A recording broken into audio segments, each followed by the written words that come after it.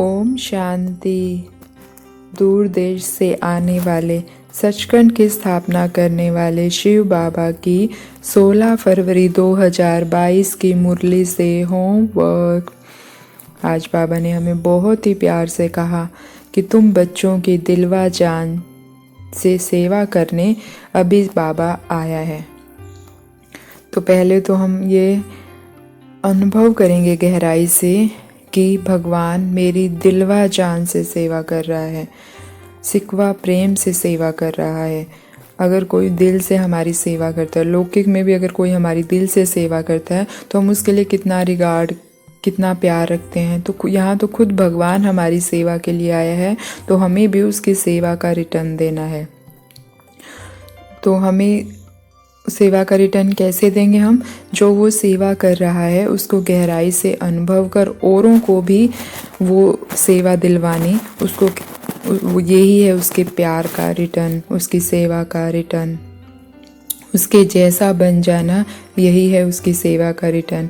और आज तो बाबा ने कहा भी कि हम इस सीन को इमर्ज करेंगे, ड्रामा का वो अंतिम सीन, जब मैं आत्मा इस शरीर को छोड़कर जाऊंगी, कैसी होंगी मैं। बाबा ने कहा अंत में तुम्हारा बुद्धि योग जम जाएगा। मतलब हम बाबा को एक सेकंड के लिए भी नहीं भूलेंगे। हम साथ साथ इमर्ज करते रहें इन अंतिम दिनों को, जब हम बाबा को एक सेकंड के लिए भी नहीं भूलेंगे। बाबा को बिल्कुल साकार में जैसे मेरे साथ काम करा रहा है, मेरे साथ हर सेकंड साथ है, ऐसे अनुभव करेंगे। दूसरा, तुम पावन बन जाएंगे। देखिए अपने चमकते हुए स्वरूप को, एकदम पावन। कोई संकल्प भी व्यर्थ का नहीं है। नेगेटिव तो दूर की बात है, व्यर्थ संकल्प भी नहीं, व्यर्थ संस्कार भी नहीं। मैं आत्मा एकदम पावन, अपने बाबा के साथ कंबाइंड। तुम्हारे सब विकर्म विनाश हो जाएंगे। लेकिन कोई विकर्मों का बोझ नहीं। मैं आत्मा इस शरीर में हूँ लेकिन बिल्कुल डिटैच। ना कोई विकर्मों का बोझ, ना कोई संस्कारों का बोझ। बस बाबा को देख रही हूँ कि बाबा इशारा करे और मैं इस शरीर को छोड़ कर जाऊँ अपने घर। तो बहुत सुंदर अनुभूति करेंगे इस सीन की, ड्रामा का अंतिम सीन, जब सब विनाश हो गया और मैं आत्मा अपने घर जाने के लिए तैयार हूँ। तो उस समय मेरी अवस्था कैसी होगी? एकदम पावन, पांचों तत्व पावन, और मैं आत्मा अपनी कर्मातीत अवस्था को पा चुकी होंगी। इस शरीर को छोड़कर मैं अपने घर जाऊंगी, क्योंकि बाबा ने कहा जब तुम पावन बन जाओगे तो इस शरीर में रह ही नहीं पाओगे। और ये होगा कब? इसकी बहुत ही सहज तरीका आज बाबा ने बताया। बाबा ने कहा शुद्ध संकल्पों के घेराव द्वारा। बाबा ने कहा कि आपका एक शुद्ध और श्रेष्ठ शक्तिशाली संकल्प बहुत कमाल कर सकता है। बाबा ने समझाया कि इसमें पहले युद्ध चलते हैं, क्योंकि समर्थ संकल्पों को व्यर्थ संकल्प काटते हैं। लेकिन आप अगर दृढ़ संकल्प करो कि मुझे तो शुद्ध संकल्प ही करने हैं, श्रेष्ठ शक्तिशाली संकल्प ही करने हैं, तो बाबा आपका साथी है और विजय का तिलक सदा आपके माथे पर लगा हुआ है।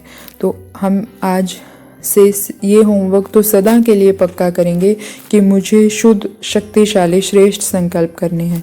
अब हमारे संकल्प साधारण क्यों हो जाते हैं, नेगेटिव क्यों हो जाते हैं, इसका कारण जानेंगे कि हम अपने आप को श्रेष्ठ आत्मा नहीं समझते। जब हम अपने आप को श्रेष्ठ आत्मा समझेंगे, ऊंची आत्मा समझेंगे, भगवान की चुनी हुई आत्मा समझेंगे, अवतार समझेंगे, खुदाई खिदमतगार समझेंगे, तो हमारे संकल्प ऑटोमेटिकली श्रेष्ठ होंगे। क्योंकि हम अपने आप को साधारण आत्मा समझते हैं तो संकल्प भी साधारण होते हैं, व्यर्थ के होते हैं या नेगेटिव होते हैं। जैसे कोई बड़ा आदमी होता है तो उसको मेहनत नहीं करनी पड़ती अपने संकल्पों को ऊंचा बनाने के लिए। वो कोई 5 रुपये 10 रुपये की बात नहीं सोचता है। वो उसका नुकसान भी होगा तो वो 5,000 10,000 के नुकसान को नुकसान ही नहीं मानेगा। उसका ऑटोमेटिकली संकल्प किस में चलता है? लाखों में, करोड़ों में। ऐसे ही क्योंकि वो बड़ा आदमी। ऐसे ही जब हम अपने आप को साधारण आत्मा समझते हैं, हम साधारण नहीं है, ये तो भगवान खुद कहता है कि तुम कोटों में कोई में कोई आत्मा हो, भगवान की चुनी हुई आत्मा हो, अवतार हो, इस दुनिया पर सतयुग लाने में खुदाई खिदमतगार हो। तो जब हम अपने आप को श्रेष्ठ आत्मा समझकर हर कर्म करेंगे तो हमारे संकल्प, हमारे कर्म अपने आप श्रेष्ठ बनते जाएंगे। बस हमें संकल्पों पे ध्यान देने की बजाय हमें इस चीज पर ध्यान देना है कि मैं विशेष हूँ, मैं साधारण नहीं हूँ। तो अपने आप संकल्प श्रेष्ठ होंगे और विजय का तिलक तो लगा ही हुआ है। और जैसे जैसे हम अपने आप को विशेष आत्मा समझ कर कर्म करेंगे और संकल्प करेंगे तो हम क्या है इस शरीर से भी डिटैच होते जाएंगे। क्यों? हम आत्मिक भान में संकल्प करें, और आत्मिक भान में किया हुआ संकल्प शुद्ध होता है, श्रेष्ठ होता है। जब हम इस शरीर से डिटैच हो जाएंगे तो लोगों को हमसे फरिश्ते स्वरूप के साक्षात्कार होंगे। तो आज से हम ये बाबा के सामने दृढ़ प्रतिज्ञा करें। बाबा ने कहा ना, दृढ़ संकल्पधारी, दृढ़ प्रतिज्ञा करोगे, दृढ़ संकल्प करोगे तो बाबा आपके साथ हैं कि बाबा मुझे आज से हर संकल्प को शुद्ध और शक्तिशाली करना ही है। तो जब हम बाबा के साथ दृढ़ प्रतिज्ञा करेंगे तो बाबा हमारे साथ है और हमारी विजय निश्चित है।